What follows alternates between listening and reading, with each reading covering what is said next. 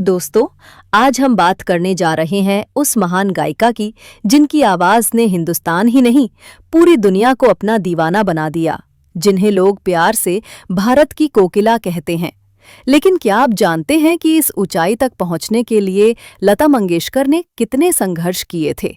आइए जानते हैं उनकी प्रेरणादायक कहानी। 28 सितंबर 1929 इंदौर में एक छोटी सी बच्ची ने जन्म लिया। नाम रखा गया लता मंगेशकर।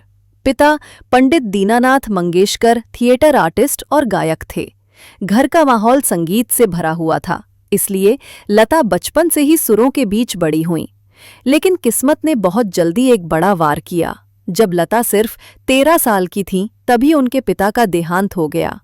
सोचिए दोस्तों, इतनी छोटी उम्र में ही पूरे परिवार की जिम्मेदारी उनके कंधों पर आ गई।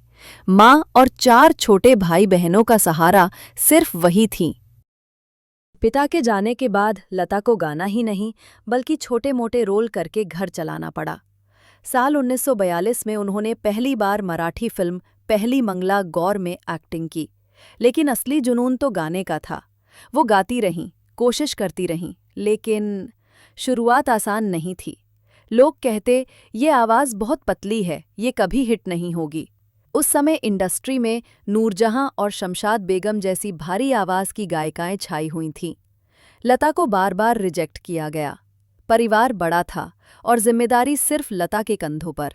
कई दिन ऐसे भी आते जब खाने तक को पैसा नहीं होता। लता जी भूखी रहकर भी रिकॉर्डिंग करने जातीं।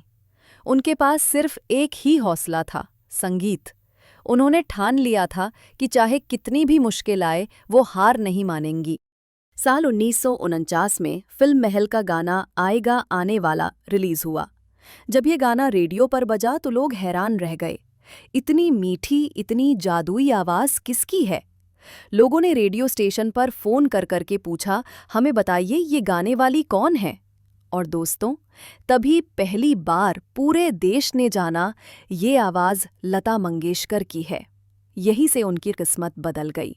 इसके बाद लता जी ने सिर्फ मेहनत को अपना रास्ता बनाया। सुबह से शाम तक स्टूडियो में रहना, कई रिकॉर्डिंग करना और घंटों रियाज करना, ये उनकी दिनचर्या बन गई। उनकी आवाज़ इतनी पवित्र और दिल छू लेने वाली थी कि हर म्यूजिक डायरेक्टर उन्हें अपनी फिल्म के लिए चाहता था। मदन मोहन के दर्द भरे गाने, शंकर जयकिशन की धुनें, एस.डी. बर्मन और आर.डी. बर्मन का संगीत, हर जगह लता की आवाज़ ने जादू कर दिया। धीरे धीरे लता मंगेशकर सिर्फ एक गायिका नहीं बल्कि भारत की पहचान बन गईं। उन्होंने 30 से ज्यादा भाषाओं में करीब 30,000 से अधिक गाने गाए। छोटे से लेकर बड़े हर कलाकार के लिए लता जी की आवाज़ वरदान साबित हुई। उनके सुरों ने कभी हमें हंसाया, कभी रुलाया और कभी जिंदगी जीने की उम्मीद दी। और यही वजह है कि उन्हें भारत रत्न, पद्म भूषण, पद्म विभूषण, दादा साहेब फाल्के अवार्ड जैसे अनगिनत सम्मान मिले।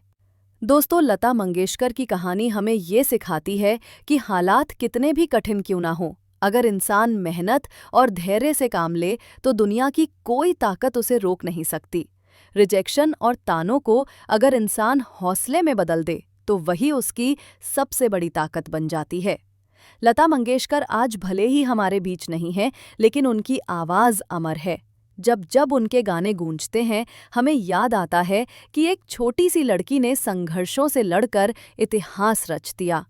दोस्तों, यही थी लता मंगेशकर की प्रेरणादायक जीवन कहानी।